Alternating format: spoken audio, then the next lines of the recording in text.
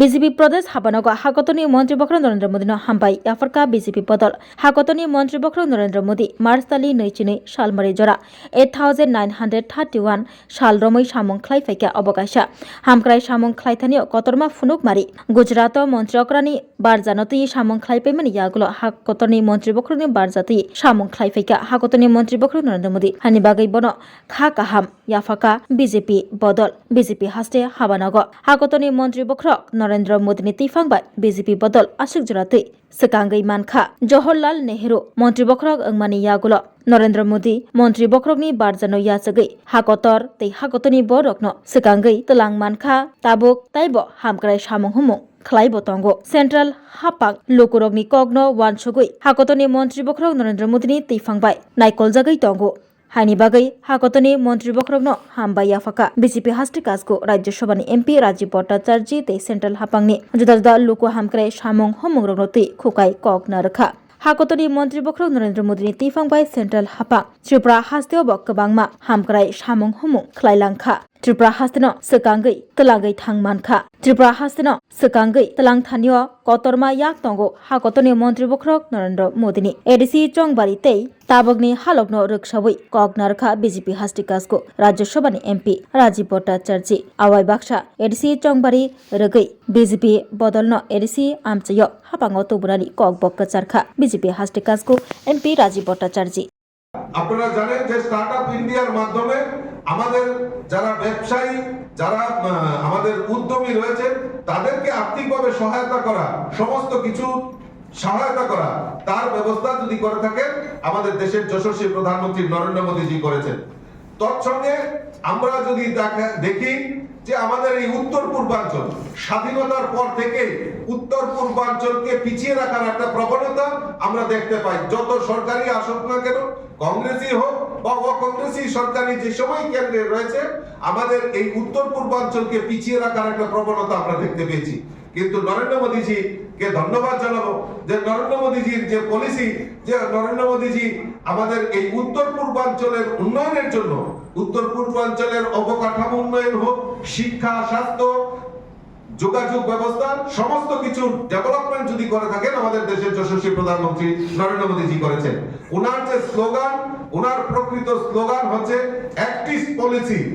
North ইস্টের active পলিসিতে উনি বেশি বিনিয়োগ করেছেন এবং তার সঙ্গে ত্রিপুরাবাসী হিসেবে আরো ধন্যবাদ জানাই আমরা আমাদের দেশের যশস্বী প্রধানমন্ত্রী নরেন্দ্র মোদীজিকে যে উনি আমাদের এই ত্রিপুরা রাজ্যকে, বিশেষ করে আমাদের এই ত্রিপুরা রাজ্যে পার্বত্য রাজ্য, ছোট্ট রাজ্য ত্রিপুরাকে উনি বেশি করে আরো কিভাবে ডেভেলপ করা যায় তার প্রয়াস উনি করেছেন, সহযোগিতা করেছেন। আমাদের ত্রিপুরা রাজ্যকে হীরা মডেল বানিয়েছেন।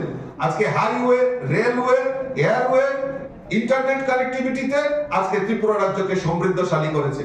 আমরা কল্পনাও করতে পারিনি 2014 সালে দেশের প্রধানমন্ত্রী নরেন্দ্র মোদীজি শপথ নেওয়ার পর 2016 অর্থাৎ 2 বছরের মাথায় আমাদের এই ত্রিপুরা রাজ্যকে ব্রডগেজ কানেক্টিভিটিতে সংযুক্ত করেছেন।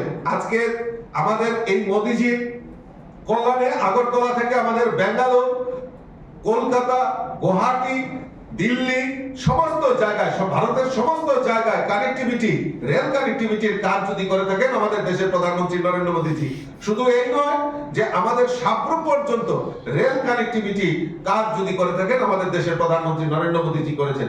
আমাদের কাছে মাত্র একটা ন্যাশনাল হাইওয়ে ছিল, আসাম আগরতলা জাতীয় সড়ক। আজকে আমাদের এই জাতীয় সড়ক 9টা জাতীয় সড়কের যদি ব্যবস্থা করে থাকেন আমাদের দেশের প্রধানমন্ত্রী নরেন্দ্র মোদীজি করেছেন। 6টার কাজ অলরেডি হয়ে গেছে, আরো বাকি 3টার কাজ দ্রুত গতিতে চলছে। তাতে আমাদের এই ত্রিপুরা রাজ্যের যোগাযোগ ব্যবস্থার আমূল পরিবর্তন হয়েছে। আজকে এয়ারওয়ে কানেক্টিভিটি আমরা ধন্যবাদ জানাই দেশের প্রধানমন্ত্রী নরেন্দ্র মোদীজিকে যে উনি আমাদের এই ত্রিপুরা রাজ্যকে উত্তর পূর্বাঞ্চলের মধ্যে সবচেয়ে সুন্দর এয়ারপোর্ট মহারাজা বীর বিক্রম কিশোর মানিকের নামে যেটা উৎসর্গ করা হয়েছে সেটাকে অত্যাধুনিক ইন্টারন্যাশনাল এয়ারপোর্ট হিসাবে আমাদেরকে দেওয়া হয়েছে এবং এখান থেকে আগরতলা থেকে এখন পর্যন্ত আমাদের দিল্লি, কলকাতা, মুম্বাই, সমস্ত জায়গায়, গুয়াহাটি, সমস্ত জায়গায় এয়ার কানেক্টিভিটির কাজ ব্যবস্থা আমাদের এই ত্রিপুরা রাজ্যে হয়েছে। ইন্টারনেট গেটওয়ের মাধ্যমে আমাদের এই রাজ্যকে সংযুক্ত করার কাজ যদি করে থাকে আমাদের দেশের প্রধানমন্ত্রী নরেন্দ্র মোদীজি করেছেন। তাই আমি বলছি যে হাইওয়ে, রেলওয়ে, এয়ারওয়ে কানেক্টিভিটি ব্যবস্থা যদি করে থাকেন তাহলে আমাদের দেশের প্রধানমন্ত্রী নরেন্দ্র মোদীজি করেছেন। গত বাজেটে কেন্দ্রীয় সরকারের যে বাজেট, সেই বাজেটে আমরা যদি দেখি তাহলে আমাদের যে মানে ছোট নদীগুলাকে সংযুক্ত করে সেই জলপথের সংযোগ স্থাপন করা, গত যে বাজেট নির্মলা সীতারামনজি পার্লামেন্টে পেশ করেছে, সেই বাজেট যদি আমরা পর্যালোচনা করি তখন আমরা যদি দেখি যে এই যে নদীমাতৃক দেশগুলিকেও কানেক্টিভিটি করা, আমাদের এই গোমতী রিভারকেও সেই সমুদ্রের সঙ্গে মানে বড় নদীগুলির সঙ্গে কানেক্টিভিটি করে সেখানে সেই বাজেটে, সেন্ট্রাল বাজেটে সেখানে প্রভিশন রাখা হয়েছে। অর্থাৎ এই হীরা মডেল বাস্তবায়নের লক্ষ্যে আমাদের মোদীজির যে চিন্তা ভাবনা, এই ত্রিপুরাকে উনি সম্পৃক্ত করেছেন। তার কাজে আমি আলোচনার বেশি দীর্ঘায়িত করছি না। আমি আবারও আপনাদের মাধ্যমে আমাদের দেশের যশস্বী প্রধানমন্ত্রী নরেন্দ্র মোদীজিকে এই 8,931 দিন ওনার যে সেবাই শাসন, যে উনি এক উৎকৃষ্ট উদাহরণ তৈরি করেছেন, তার জন্য আমি ত্রিপুরাবাসীর পক্ষ থেকে অনেক অনেক শুভেচ্ছা, অনেক অনেক অভিনন্দন জানাচ্ছি। নির্বাচন প্রসঙ্গে নরেন্দ্র মোদীজির কার্যকাল তার বিস্তার লাভ করেছে, এটা আমরা উনার কার্যকালে যদি বর্ণনা করি তাহলে অনেক সময় লেগে যাবে। আমি আপনাদের মাধ্যমে এটা আপনাদের সামনে পরবর্তী সময়ে প্রেস কনফারেন্সের পর আপনাদের সামনে তুলে দেব। আমরা জানি যে আমাদের দেশের যশস্বী প্রধানমন্ত্রী নরেন্দ্র মোদীজির নেতৃত্বে দেশ বিকশিত ভারত সংকল্প যাত্রা এগিয়ে গেছে।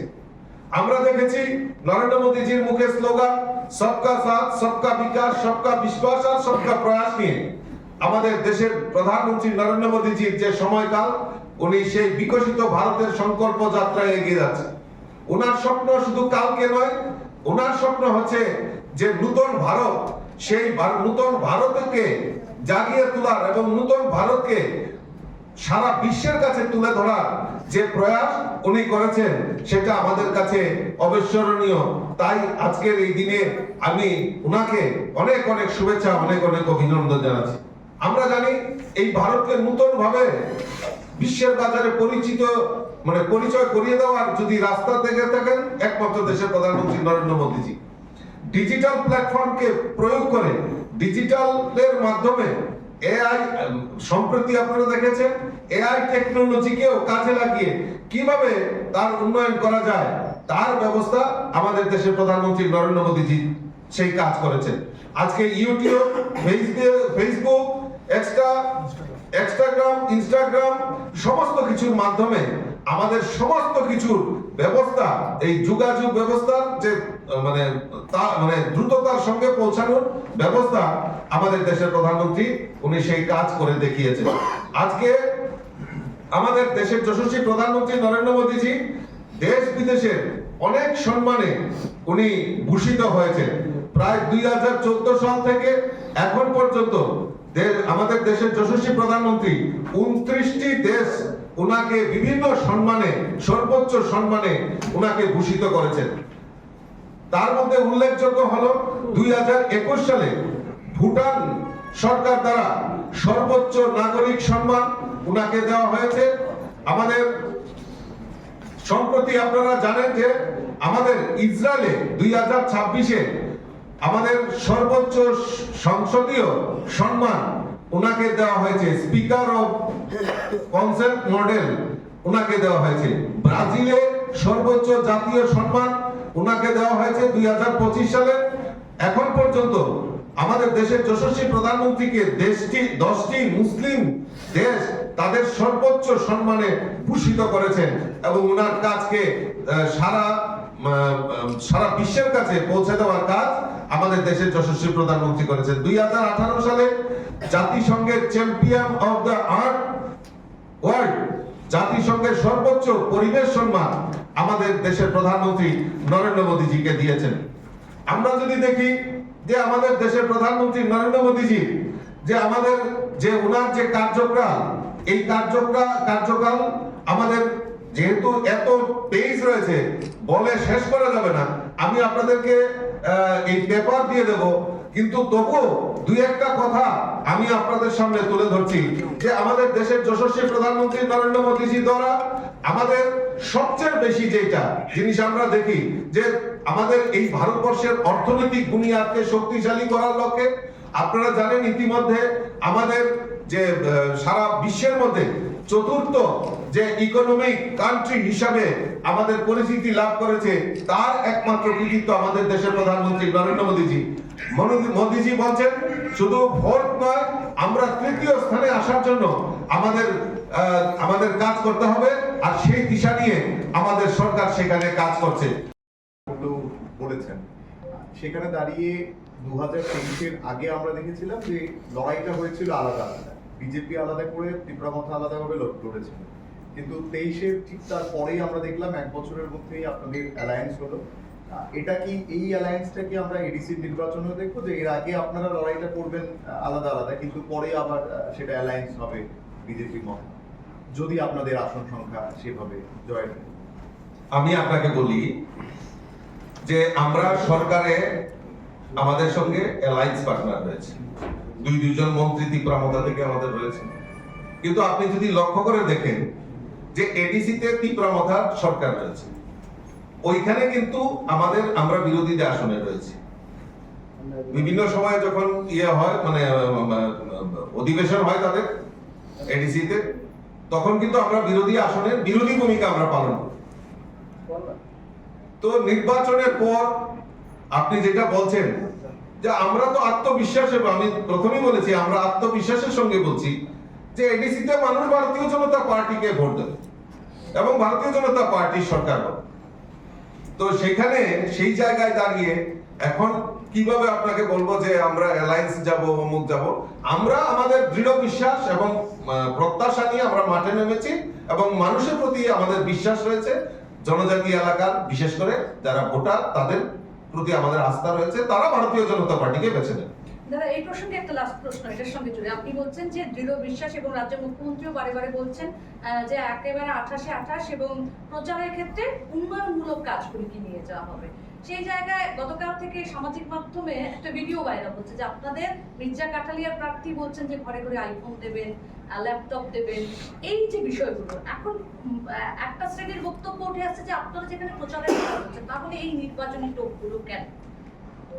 না দেখুন, উনি কি বলেছেন সেটা আমি দেখিনি, আপনার কথার পর আমি নিশ্চয়ই সেই জিনিসগুলি দেখবো, আর যদি এরকম বলে থাকে তাহলে আমি কথা বলবো ওনার সঙ্গে।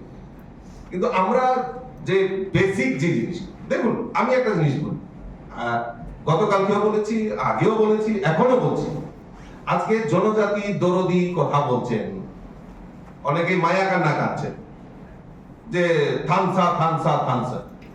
আমি জিজ্ঞেস করতে চাই আপনাদের মাধ্যমে, এই যে থানসা থানসা আপনারা বলছেন, এই ত্রিপুরা রাজ্যে কয়জন জনজাতি ডাক্তার আছে, কয়জন জনজাতি ইঞ্জিনিয়ার আছেন, কয়জন প্রফেসর আছেন, কয়জন প্রিন্সিপাল আছেন, কয়জন টিসিএস অফিসার আছেন? হাতে গোনা কয়েকজন জনজাতি।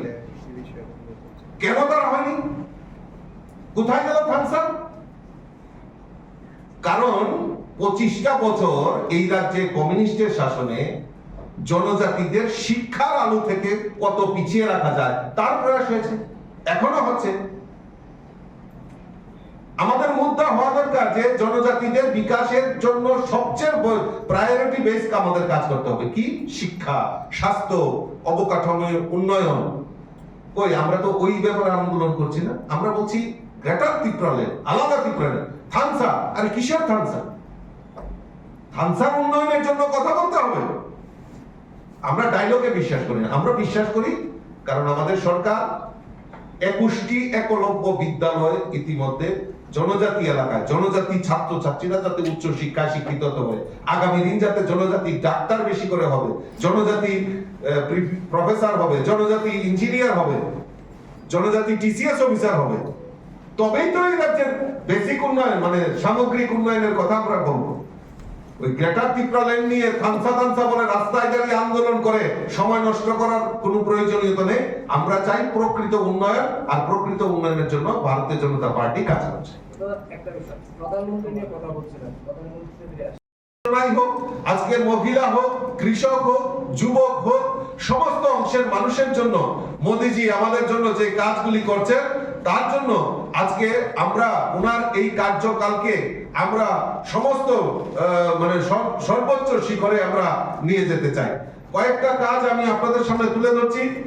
আপনারা জানেন আমাদের প্রভু রামচন্দ্রের মন্দির পুনর্নির্মাণ করার কাজ যদি করে থাকেন আমাদের দেশের যশস্বী প্রধানমন্ত্রী নরেন্দ্র মোদীজি, বাবা বিশ্বনাথ করিডোর, জম্মু কাশ্মীরের মন্দিরগুলোকে পুনরুদ্ধার, কাশী তামিল সঙ্গম, গুরু গোবিন্দ সিংজির সাহেবজাদাদের সম্মান বীরবাল দিবস হিসাবে আমরা উদযাপন করি, ট্রিপল তালাক নিষিদ্ধ করা, এবং যে কাশ্মীরের জন্য আমাদের শ্যামাপ্রসাদ মুখার্জি বলিদান হয়েছিলেন, এক বিধান এক নিশান এক প্রধানের জন্য যিনি লড়াই করেছিলেন, সেই 370 ধারার বিলুপ্তির কাজ যদি করে থাকেন দেশের যশস্বী প্রধানমন্ত্রী নরেন্দ্র মোদীজি।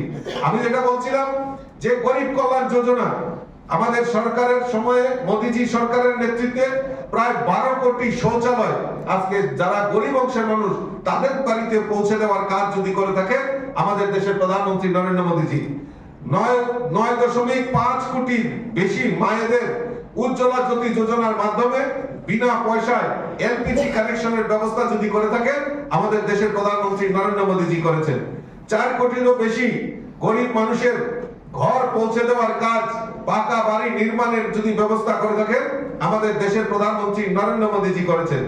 55 কোটিরও বেশি মানুষ আয়ুষ্মান কার্ড, যে আয়ুষ্মান কার্ডের মাধ্যমে গরিবরা 5 লক্ষ টাকা পর্যন্ত তাদের চিকিৎসার দায়ভার দেশের প্রধানমন্ত্রী কাঁধে তুলে নিয়েছেন। 13 কোটি লোকের বাড়িতে হর ঘর জল পৌঁছে দেওয়ার কাজ যদি করে থাকেন আমাদের দেশের প্রধানমন্ত্রী নরেন্দ্র মোদীজি করেছেন।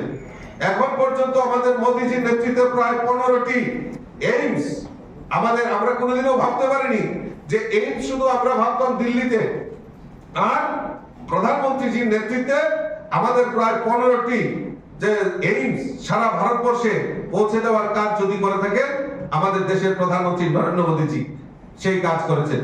আপনারা জানেন আমি কিছুক্ষণ আগে বলছিলাম যে ডিজিটালের মাধ্যমে সমস্ত কিছু অনলাইন, এবং যেটা আমরা বারবার বলতাম যে বেনিফিশিয়ারিদের টাকা সরাসরি ব্যাংকের মাধ্যমে প্রদান করা, মোদীজির নেতৃত্বে সেই যে রেগুলেশন আমরা দেখতে পাই যে সমস্ত যে আমাদের বেনিফিশিয়ারি স্কিমগুলি আছে তাদের যে বেনিফিশিয়ারিদের টাকা ডিবিটির মাধ্যমে পৌঁছে দেওয়ার কাজ যদি করে থাকেন দেশের প্রধানমন্ত্রী নরেন্দ্র মোদীজি করেছেন। আপনারা জেনে খুশি হবেন এখন পর্যন্ত 34 লক্ষ কোটি টাকা ডিবিটির মাধ্যমে আমাদের যারা বেনিফিশিয়ারি তাদের কাছে পৌঁছে দেওয়ার কাজ আমাদের দেশের প্রধানমন্ত্রী নরেন্দ্র মোদীজি করেছেন। তার জন্য প্রায় 2.7 লক্ষ কোটি টাকা এই সরকারের সেই যে আগে 9-6 হতো তার থেকে রেহাই পেয়েছে। আজকে এই ডিজিটাল পেমেন্টের জন্য আপনারা জানেন যে এই সারা ভারতবর্ষে এখন ইউপি এর মাধ্যমে আমরা এই পেমেন্ট এবং লেনদেন করে থাকি। এখন পর্যন্ত প্রায় 4.91 মিলিয়ন লোক এই ডিজিটাল পেমেন্টের সঙ্গে সংযুক্ত হয়েছে।